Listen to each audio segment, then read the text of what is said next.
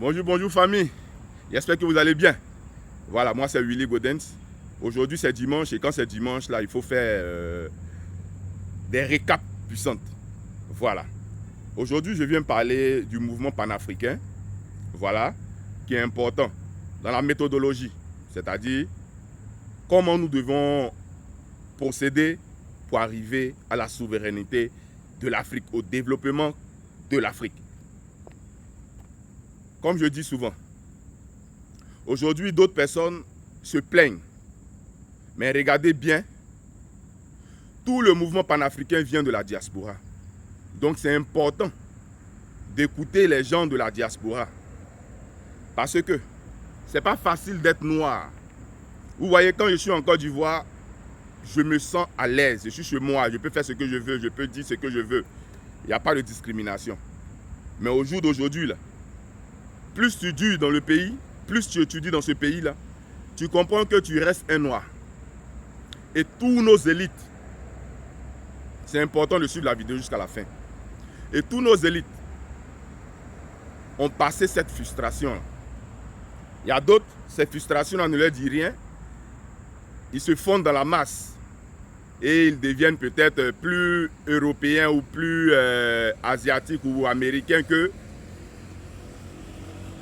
les Américains eux-mêmes, les Européens eux-mêmes. Vous voyez? Ben moi, ce n'est pas mon cas. Et ce n'est pas le cas de beaucoup de personnes. Tout le mouvement panafricain aujourd'hui là vient des gens de la diaspora parce que ils ont travaillé comme des infiltrés. Ils ont eu beaucoup de frustration. C'est-à-dire même quand tu es brillant, le fait que tu sois noir, ça devient compliqué pour toi. Mais on arrive à s'imposer. On arrive à se battre. C'est ça. On va prendre le premier point. Le premier point, c'est pour rendre hommage à un certain Félix Houphouët-Boigny.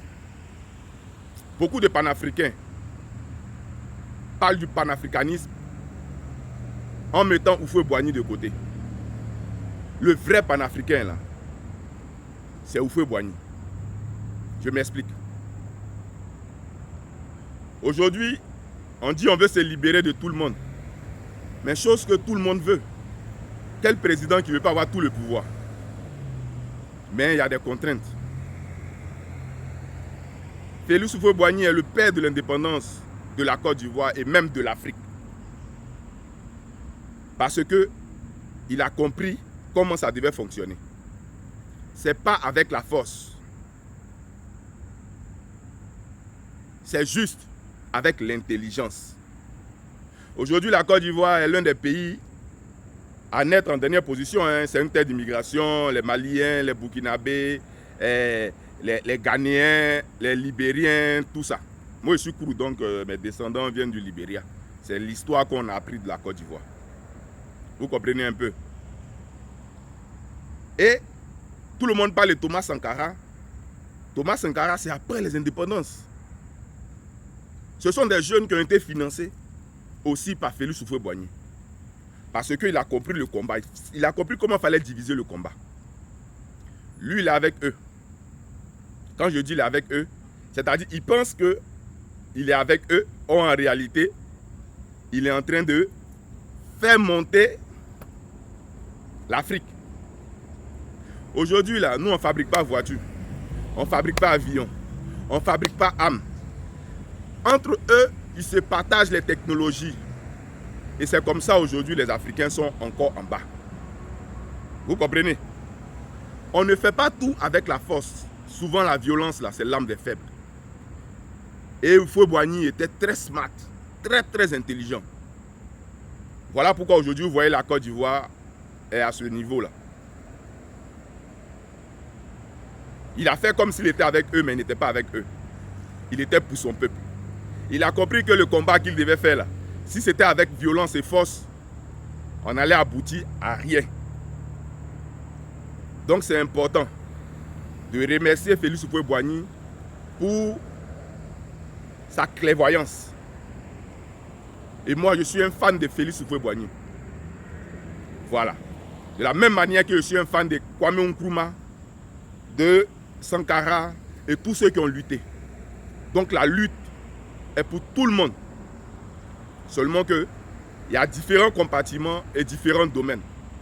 C'est comme quand tu vas dans la police, il y a un policier méchant et puis il y a un policier gentil. Le gentil là, c'est lui le plus dangereux. C'est-à-dire, il fait comme s'il est gentil avec toi et puis toi tu craches le morceau. Houphouët-Boigny était comme ça. Voilà. Je voulais commencer par là pour que vous puissiez comprendre un peu de quoi on doit parler ici. La liberté qu'on veut là, c'est pas la violence. C'est-à-dire, aujourd'hui, on a les réseaux sociaux et puis on arrive à parler avec tout le monde. C'est grâce à qui? C'est grâce à eux. On a les voitures, on prend pour se déplacer. On a les avions, on prend pour aller faire des conférences. Les micros, on prend pour parler dedans là. Ce sont les inventions. Et aujourd'hui, nous là, on veut reprendre le dessus. Mais vous pensez que c'est avec beaucoup de violence on va prendre ça? Non. Comment ils nous manipulent là, c'est comme ça on doit les manipuler. Est-ce que vous comprenez? Suivez bien un peu ce que je suis en train de vous dire. Donc, quand une personne vient de la diaspora, il faut vraiment respecter cette personne-là parce que c'est lui-là même qui vient faire la lutte. C'est la cloche de l'église. Voilà. Vous comprenez un peu? Ne banalisez pas vos élites. Vous ne savez pas quelle frustration ils ont eu. Si aujourd'hui, des élites africaines viennent et puis ils disent qu'ils veulent gouverner le pays, c'est parce qu'ils ont compris le système. Ils savent comment il faut faire. On ne peut pas tout faire en une génération. Voilà. Chacun mène la lutte au fur et à mesure. La lutte que nous sommes en train de faire aujourd'hui, là, ça ressemble à une lutte passée. Et voilà pourquoi je dis 2025, là, c'est un tournant aussi pour les Ivoiriens. Aujourd'hui, nos frères de l'AES se battent de la même manière que Kwame Nkrumah, de la même manière que Sankara s'est battu. Et en même temps, en soft, il y a un certain Tidia Cham qui est en train de venir.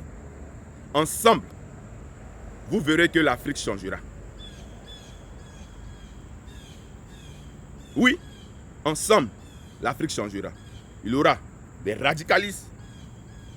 Il y aura d'autres personnes qui viendront pour... Vous voyez un peu, non? Voilà, on ne va pas tout détailler, mais je veux que vous compreniez certaines choses.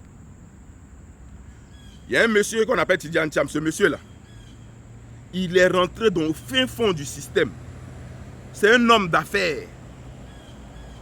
Ces affaires-là, il n'a pas fait seulement en France. Il a commencé en France après, en Angleterre. Il a fait même ses plus gros investissements en Asie. C'est-à-dire c'est un monsieur qui travaille avec tout le monde. Aujourd'hui, on dit non, on ne fait pas lui là parce qu'il va faire comme ci, il va faire cela. Soyons réalistes. On ne peut pas se détacher sauvagement. On va se détacher avec méthode, avec intelligence.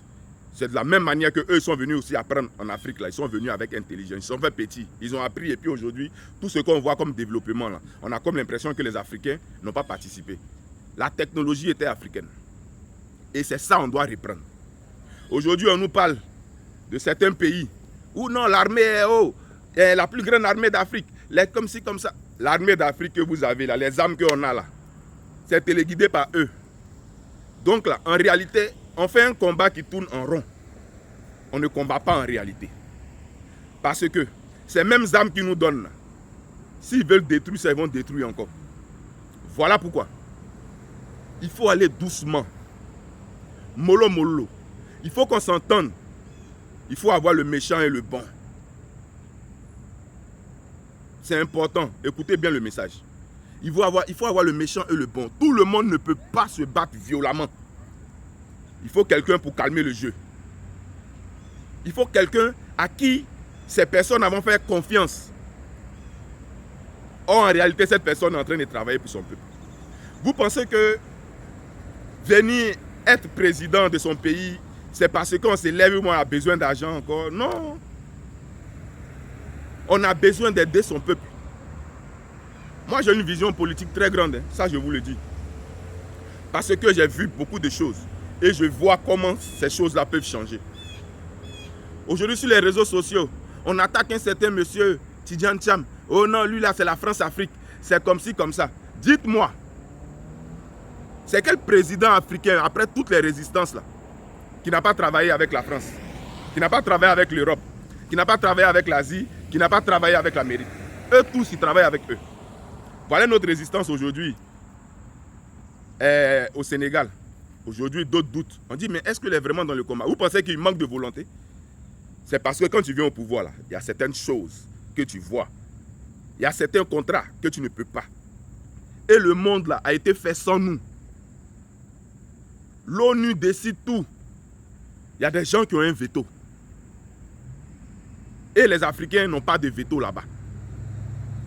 Les membres du Conseil, on a un seul pays qui est un peu fort, c'est l'Afrique du Sud, mais il est seul. C'est quel pays qui a venu aider l'Afrique du Sud? Quels sont les pays qui viendront aider l'Afrique du Sud afin qu'on puisse avoir des décisions? N'oublions pas que nous sommes dans un monde. Tout le monde compte. On ne peut pas dire on va prendre un président qui va venir faire l'affaire des Ivoiriens seulement. Il ne peut pas faire l'affaire des Ivoiriens. Il est obligé de travailler avec les autres. Et après, on s'étonne. On dit, ah mais lui là, il a dit ça et puis il ne fait pas ça. Tidjane Thiam est calme, il ne parle pas beaucoup là-dessus. D'autres le jugent partout. Moi, je ne l'ai pas encore croisé. Personnellement, je vais le croiser très bientôt. Vous comprenez un peu? Mais c'était juste pour vous dire, ce qu'on vous met dans la tête, que lui là, c'est ceci, c'est cela, c'est cette division-là qui fait que les Africains n'avancent pas. On fait des discriminations entre nous-mêmes, nos propres frères. Je remercie Kémy Séba. Mais Kémy Séba, c'est un pur produit de la diaspora. Mais est-ce qu'on dit qu'il est de la France-Afrique? Non. Il a étudié là-bas, il a appris tout là-bas. Les archives, c'est eux qui les ont. Internet, on prend pour parler. Internet, on prend pour crier. On prend pour faire YouTube, Facebook, tout ça. C'est leurs instruments. Comment on va faire pour avoir nos instruments là? Il faut les arracher ça, petit à petit. On ne peut pas tout arracher le même jour. Écoutez bien, on ne peut pas tout arracher le même jour. Voilà pourquoi. Je vous demande d'apaiser les cœurs. On a un monsieur très puissant qui est Tidjane Thiam, qui n'est pas content, qui ne veut pas voir son fils briller. Mais pourquoi quand vous avez des brillantes personnes, vous essayez de les rabaisser? Laissez-les s'infiltrer là où il faut. Laissez-les changer les choses. Aujourd'hui, la politique en Côte d'Ivoire, c'est autre chose. On dit Thiam, oh il a non Thiam. Mais en même temps, vous dites ça, en même temps, vous dites panafricain. Il ne faut pas être panafricain. Son nom Thiam là, ça a quoi à voir avec sa nationalité? Il est ivoirien. Sa mère est la nièce de Félix Houphouët-Boigny, le père fondateur de la Côte d'Ivoire. Ça là seulement là, ça doit effacer tout ce que vous devez penser, tout ce que vous devez dire. Ce n'est pas son nom Thiam là qui va changer quelque chose. Et je pense que Thiam, il fera comme, il fait un peu chaud, il fera comme Félix Houphouët-Boigny. Pourquoi les enfants de Félix Houphouët-Boigny eux-mêmes ne viennent pas? C'est parce que Félix Houphouët-Boigny lui-même a dit, ce sont ses neveux en pays à Caen, ce sont les neveux. Et c'est le neveu là qui est venu. Ne loupons pas cette chance-là. Il faut qu'en 2025, on lui donne le pouvoir. Et puis on va voir. Je vois des vidéos où des gens disent, oh il a dit il doit tout à la France. Oui, il doit tout à la France, il a étudié là-bas, il a travaillé là-bas, il a fait sa fortune là-bas, il a étudié, il a eu l'argent là-bas. Mais il n'a pas dit que je réunis l'Afrique pour la France. Il a eu des postes. Il a eu des propositions de postes en France. Il a refusé. Et puis il est venu en Côte d'Ivoire. Il a déjà travaillé pour la Côte d'Ivoire. Il travaille pour toute l'Afrique si vous ne savez pas. On ne vous dit pas ça. On veut rester seulement dans un combat politique, de parti politique, et puis c'est fini. Non. Moi, personne ne me paye pour faire des vidéos. Hein. Je le fais parce que je comprends. Et je vous invite à comprendre. Ouvrez l'esprit afin que les Africains puissent aller de l'avant. On ne va pas détruire toute personne qui va venir pour apporter son aide. Je dis, je suis ici. Je vois des gens qui font André, ils ne sont même pas africains. Quand tu lui parles même, il fait André, il ne t'écoute pas. bah, lui, il se sent déjà européen, il se sent déjà américain, il se sent déjà asiatique, parce qu'ils ont abandonné l'Afrique. Donc quand des jeunes, des élites arrivent pour dire qu'ils vont aider, laissez-les venir. Vous avez compris? Le point que vous devez entendre, il n'y a pas un président aujourd'hui, peu importe, qui va venir, qui va travailler seulement pour le pays. Il sera obligé de collaborer avec les autres. Peu importe la lutte. Même l'AES, ça collabore avec qui? La Russie. Ça collabore avec la Chine. Donc, il y a des messieurs qui vont venir, ils vont essayer, parce qu'il faut les mettre entre eux. Tu vois, non? Il faut les mettre en palabre, afin qu'on puisse avoir ce qu'on veut. Vous pensez que Tiam va venir travailler pour la France? Il ne va pas travailler pour la France, il est français. C'est un Africain, pur produit africain. Ivoirien, Ivoirienne, Africain, peuple du monde. Éveillons notre esprit. Ne restons pas dans ces problèmes de il est ceci, il est cela. On a besoin des gens qui maîtrisent le système afin de leur arracher le système là pour nous donner aussi. Vous avez compris? C'est dimanche, ça ne va pas être long. Si tu es ivoirien, il faut partager ce message-là. Tout ce qu'on dit autour de ce monsieur-là, ce sont des choses qui ne sont pas vraies. Il n'a jamais travaillé pour quelqu'un. Il a travaillé seulement pour la Côte d'Ivoire. Il a travaillé dans des entreprises privées.